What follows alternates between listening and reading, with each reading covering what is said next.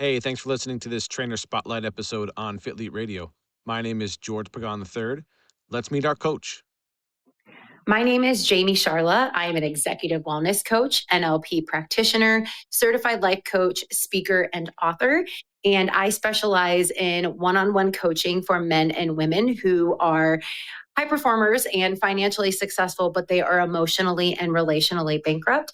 So I'm able to kind of go in and train and help rewire their brains, helping them with communication, with fulfillment, setting boundaries, productivity, time management, and being able to take their success to the next level, but something that is happening both professionally as well as personally.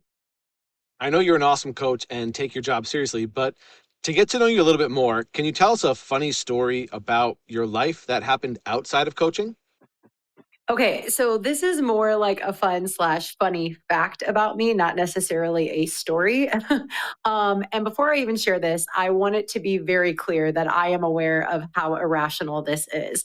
But I have a ridiculous fear of birds. And so if you ever have the opportunity to be outside with me when there are birds flying around, be prepared for me to look like an absolute hot mess because if a bird goes flying over my head, I will be twitching and freaking out like an absolute crazy person. And it's not because I think they're going to poop on me or something. It's literally this irrational fear that they want to peck my eyeballs out. We can't train everyone exactly the same. Our clients come to us having different life experiences and sometimes force us to think outside the box when it comes to their training. As a coach, how do you problem solve with your clients who come to you with some common aches, pains, injuries, some physical limitations, or previous traumas so they can still get the results that they want and the ones that they came to you for? So I absolutely love this question because this is very much my specialty since it's not like I coach specifically on fitness and nutrition. I am a big believer that for every behavior, there's a backstory. And I actually had a coach of mine tell me very early on in my career that you cannot make the coaching or the success of your client about you. It is 100% about them. And so what I think is super important as a coach helping people through these specific areas that they are trying to overcome is one, you have to remain curious and you can't just automatically put them into a box. And how you do that is by asking better questions.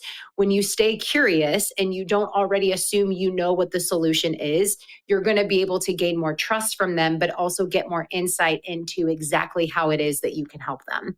Just like we are, most of our clients are spending time on social media and can get information from other people in their family and social circles. When questions come up during coaching calls and training sessions, how do you address some of the common misconceptions around nutrition and exercise with these clients?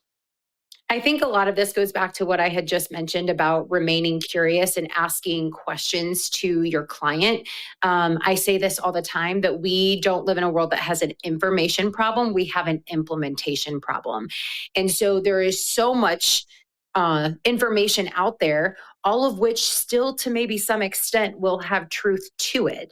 But the thing is that we have to make sure it's something that can be appropriate, that is fitting what the client is looking to achieve. And so if they're overwhelmed or if they're feeling that this is the solution, it's more because of the outcome they are looking to achieve. And so if we can get to that bottom line, now is maybe where we can say, okay, hey, based off this information and what you heard, this is how this can be applicable, or this is why this is not fruitful information for you to be looking into. And instead, let's shift our focus to this particular type of outcome that you are looking to achieve. But again, it's going to require you to ask questions, which means staying curious rather than just already coming from a space of needing to combat and debunk something that they had heard somewhere, whether it be through social media, family member, etc. Our clients can come to us for many reasons, and often they tell us in their consultations or new lead questionnaire that they have multiple goals or they're trying to work on a couple of things. Usually it's not just one sole specific thing. How do you approach goal setting with these clients who have multiple objectives when you ask them about what their goals are? This is a phenomenal question, and there's so many different angles I would love to take this from.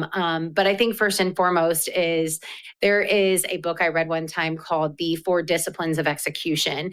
And one of which is that, and this is primarily from a business perspective, is if you are trying to accomplish 8 to 10 goals, the likelihood of you accomplishing any of them goes down tremendously. But if you only focus on maybe 2 to 3, your likelihood is going to increase because you can genuinely put the proper effort into those goals because there's less of them. And so I think first and foremost is being able to navigate with this client or potential client. What are the main things that they want to focus on? They can have these side goals, but narrowing it down to, like, if you had to pick like the biggest things that you wanted to focus on, what would they be?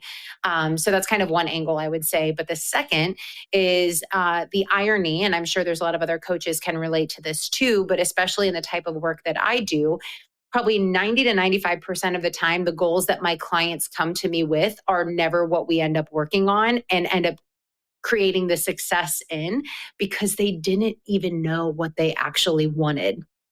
They thought they did. They thought achieving a certain thing was going to make them feel successful. But that's why they got to me in the first place, was because they were achieving success, but it wasn't feeling as good as what they thought it would. And so being able to help them narrow that down and get clear on what it is that they actually wanted out of their lives is what gave them the opportunity to experience the ultimate goal that they so deeply wanted to desire. But at surface level, they didn't even know that. I believe all coaches should have similar baseline knowledge before starting to work with people. And I'm building FITLETE to help bridge some of these gaps that exist in our exposure to education. What experiences or qualifications do you think are crucial for coaches to have in order to deliver the best service they can for their clients? Okay, so this is kind of like two parts that I want to answer this with. The first one being experience and empathy. I am all for people who are book smart and have a passion about a particular subject and want to be able to help through that. But I know in my own situations of coaches that I have hired, it has been very hard for me to fully trust and connect with coaches who have not experienced the struggles that I have. And so I don't think that that's the only thing they should carry, is the ability to go through the same struggle as you. I think that information is very important, and having that education and wanting to continue to learn on those topics is super crucial too. However, I really think it's important that you are able to be relatable and have that empathy for somebody who is going through the struggles that they are and what they are coming to you as the expert to help them with. The second one, and I would still dare to say probably that this would be so much more the bigger one of these two, is you as a coach better have a coach. I say this to potential clients all the time, is who am I to tell a coach that, or who am I to tell a prospect that they need a coach if I don't even have a coach? We are never too good to become better. And we all deserve to have somebody who is our blind spots to keep sharpening us and make us better. And so for me, if I hear that I would be potentially investing in a coach who has never invested in coaching themselves, I probably would not, not probably, I will not move forward in working with them, because there is something just very, very powerful about knowing and understanding the value of investing in yourself, betting on yourself, and then having somebody cheering you on in your corner to help you through that.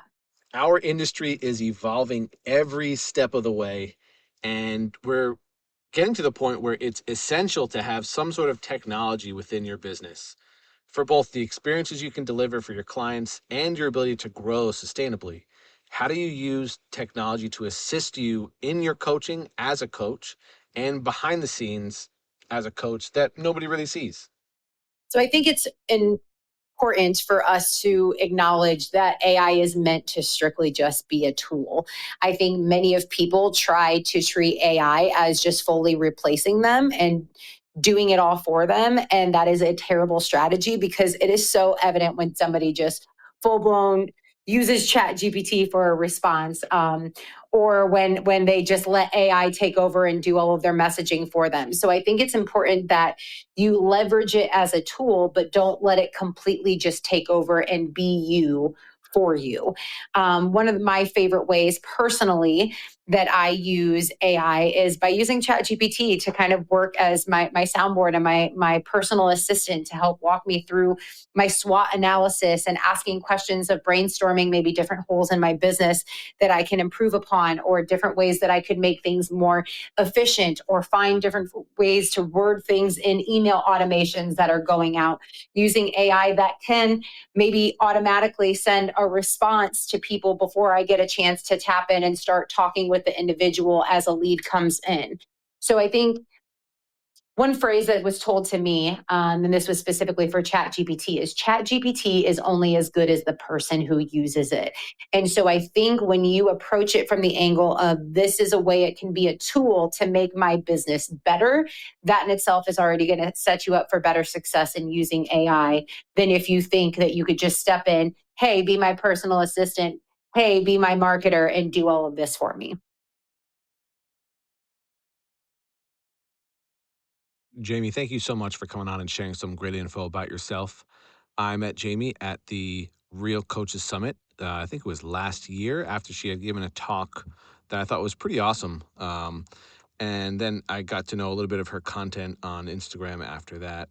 And she's just got a great mindset around coaching and working with people on an individual level, regardless of where they are in their journey and how successful they are in other aspects of life. So it's a really interesting and awesome business she has as a coach. I'm glad you got to know her a little bit more through this episode.